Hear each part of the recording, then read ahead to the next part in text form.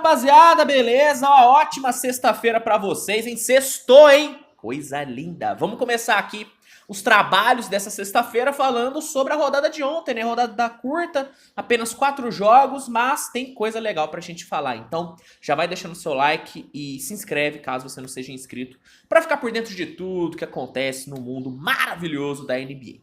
Vamos começar falando sobre a vitória apertada no sufoco do Miami Heat, cara. O Miami venceu o Charlotte Hornets por 117-112 num jogo onde, se não fosse o Jimmy Butler, Miami tinha perdido, tá bom? Ó, no primeiro período, o Charlotte dominou o garrafão, né? Foram 13 rebotes para a equipe do Charlotte, o Plumlee, inclusive, muito bem nos rebotes, ganhando a maioria das disputas contra o Bam Adebayo. E no ataque, quem jogou demais pelo Hornets foi o Kelly Oubre, né, cara? O Kelly Oubre teve um ótimo volume, foram 10 pontos para ele, arremessando bem, jogando bem na transição. Kelly Oubre foi muito produtivo. O Miami coletivamente funcionou bem no primeiro período, movimentou bem a bola, foram 8 assistências e achou ótimos arremessos nos corners, cara. O Miami chutou 6 de 13 na bola de 3 no primeiro período. E, na minha opinião, foi o único período em que o Miami realmente teve um ataque muito bom. No decorrer do jogo, meu amigo, o ataque do Miami só foi caindo de produção e o do Hornets subindo de produção. No segundo período, o Kelly Oubre seguiu muito bem, né? Foram 9 pontos e 3 bolas de 3, né? O Hornets conseguiu ainda fazer um bom trabalho de contenção, né? Tanto é que o Miami chutou muito mal para 3 pontos, né? Se eu não me engano, foi apenas uma bola de 3 convertida no segundo período. E o Heat só venceu o segundo período e foi para o intervalo na frente porque o Jimmy Butler atacou muito bem o aro. Foram 6 pontos para o Jimmy Butler, fora as assistências que ele deu. Então, assim, se não fosse o Jimmy Butler, o Miami já tinha perdido a liderança no primeiro tempo. Mas não aconteceu, foi para o intervalo na frente. Na volta do intervalo, no terceiro período, o Jimmy Butler continuou muito produtivo, só que não daquela forma bonita, sabe? Onde o Jimmy Butler vai no fadeaway, ataca a média distância. Não, ele foi produtivo porque ele cavou muita falta, tá, cara? O Jimmy Butler foi para a linha do lance livre muitas vezes, conseguiu 9 de 11 no lance livre e foi isso que fez o Miami seguir na frente, tá? Se não fosse esses lances livres cavados pelo Jimmy Butler, o Miami também já tinha perdido a liderança ali no terceiro período, porque o Hornets estava com um volume muito bom, meteu 23 pontos no terceiro período, só que por conta desses lances livres forçados do Butler, o Heat seguiu na frente, até porque conseguiu ali dar uma picotada no jogo, né? Tudo que o Miami gosta de fazer é picotar o jogo o máximo possível. E no último período, aí, meu amigo, no último período não teve Jimmy Butler que salvasse, tá, cara? O Hornets amassou o Miami, meteu uma parcial 31-19. O Jalen McDaniels jogou demais, foram 10 pontos para ele, 2 bolas de 3. O Dennis Smith Jr. foi muito importante, foi agressivo pra caramba, foram 6 pontos. E o Hornets conseguiu virar o jogo, tá, cara? O Hornets estava na vantagem e novamente o Butler teve que entrar em ação.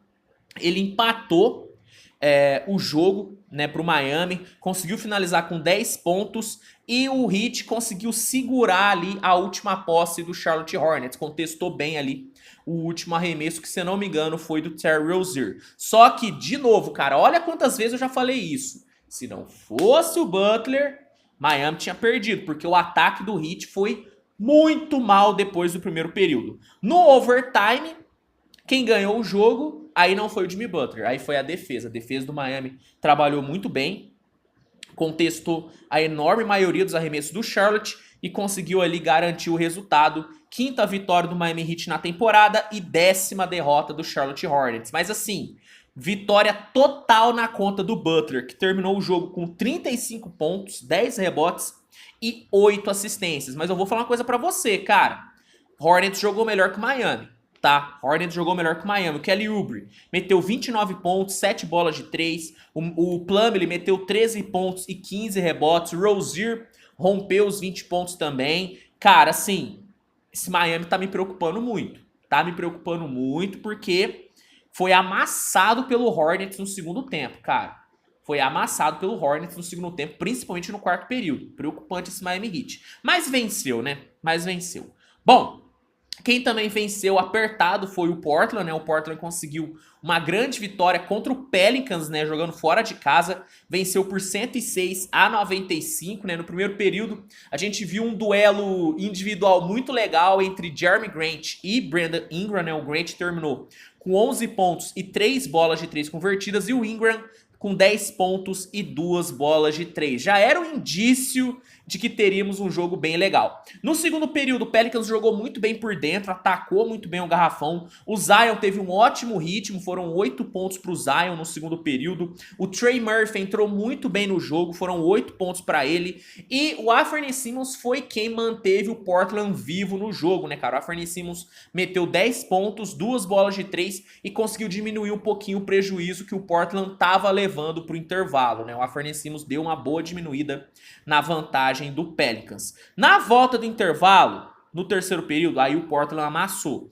Principalmente porque o Ingram e o Zion não jogaram nada, essa é a grande verdade, os dois foram nulos no terceiro período, não pontuaram. Em compensação, o Anfernee Simons estava num ritmo bizarro, foram 13 pontos para ele, 3 bolas de 3, e o Blazers no final do terceiro período conseguiu virar o jogo e chegar no quarto período estando na vantagem. No quarto período, o Zion foi absurdo, ele foi o melhor jogador do jogo no quarto período.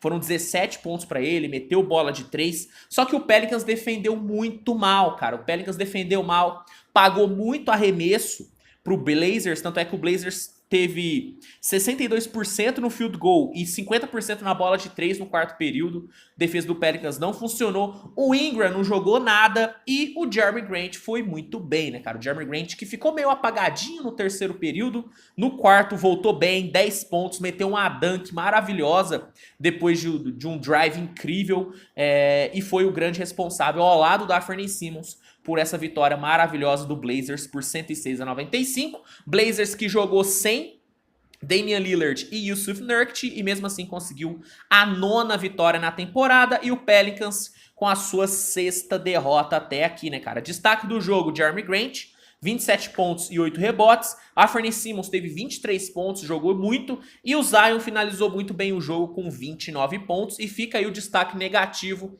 tanto para o Brandon Ingram, que sumiu depois do primeiro período, como para o CJ McCollum, que não jogou bem, hein, cara. O McCollum não jogou bem contra o Bulls e não jogou bem ontem também, cara. O McCollum tá começando a cair um pouquinho de nível, tem que ficar ligado nisso.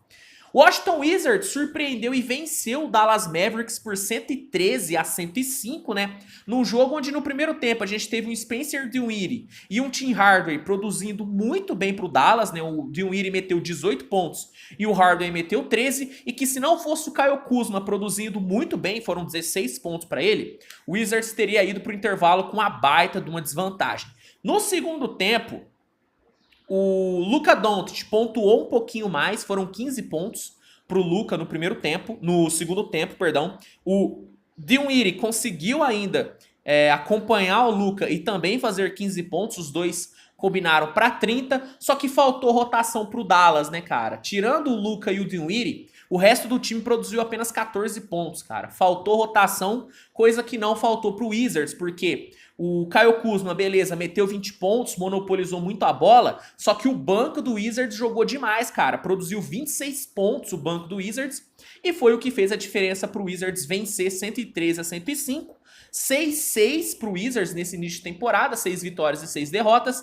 E o Dallas com a sua 5ª derrota, tendo agora um recorde com 6 vitórias e 5 derrotas. Kyle Kuzma, melhor jogador da partida, 36 pontos e 11 rebotes. Rui Hashimura veio bem demais do banco, foram 23 pontos e 8 rebotes para ele. Pelo lado do Dallas, Spencer Dinwiddie, 33 pontos e 7 bolas de 3, ótimo jogo do Dinwiddie. E o Luka, apesar dos bons números, 22 pontos, 9 rebotes e 6 assistências, faltou volume pro Luka no primeiro tempo e ele chutou novamente muito mal, cara. 8 de 21 no field goal pro Luka.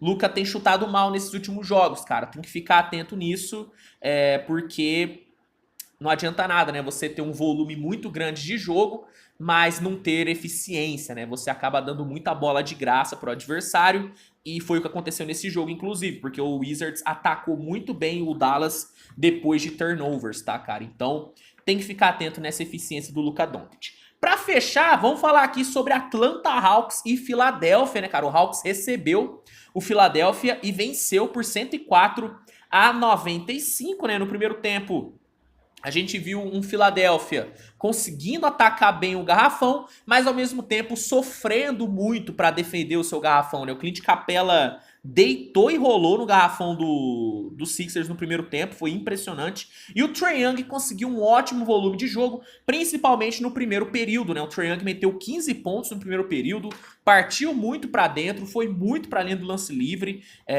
conseguiu liderar, né, várias runs pro Hawks, que foi pro intervalo na frente, né, foi pro intervalo vencendo o jogo, tá? Cabe dizer também que o Embiid deu de turnover foi brincadeira, cara. 4 turnovers do Embiid no primeiro tempo.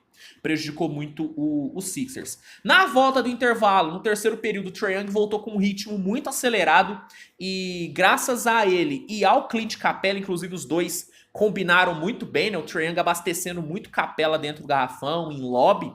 O Hawks conseguiu abrir 14 pontos de vantagem e por conta de vários problemas de falta que o Embiid teve, ele quase não jogou no terceiro período, né, cara? Eu até falei na análise que eu fiz ontem do jogo, cabe você assistir, inclusive, que o Hawks utilizou contra o Embiid a mesma estratégia que utilizou contra o Giannis, que era forçar faltas ofensivas. Isso fez com que o Giannis não tivesse aquele mesmo ritmo que ele tinha contra os outros adversários, e também aconteceu com o Embiid, por conta dessa estratégia do Hawks de sempre cavar essa faltinha ofensiva, o Embiid acabou ficando estourado de faltas, né? Quase que ele foi ejetado por conta de faltas e não conseguiu jogar direito. Isso fez muita diferença no terceiro período e também no quarto período, onde o Sixers basicamente não produziu e o Hawks conseguiu controlar muito bem o jogo até o final. 8ª vitória de Atlanta e 7ª derrota do Philadelphia. Philadelphia com campanha negativa,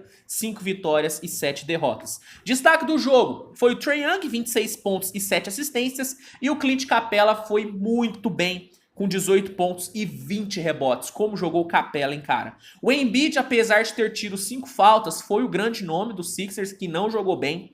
Foram 26 pontos e 13 rebotes. Tyrese Maxey jogou mal. O banco do Philadelphia não produziu nada. Cara, realmente esse Philadelphia sem o Harden é um time muito limitado, cara. É um time muito limitado. O Embiid vai ter que ficar muito atento, porque se ele perder minutos como ele perdeu nesse jogo por conta de por conta de estouro de faltas, esse Philadelphia vai sofrer demais. Mas bom, galera, esses foram os destaques da rodada de ontem, tá? Se você curtiu, deixa o like, se inscreve para mais conteúdo. Fica ligado porque hoje tem vídeo pra caramba, tem novidades sobre o Lakers, então fica ligado para não perder nada. E se quiser conferir todos os jogos dessa temporada, recomendo que você assine o NBA League Pass, tá, cara? Que é a principal plataforma de streaming de jogos da liga, é onde eu assisto os jogos.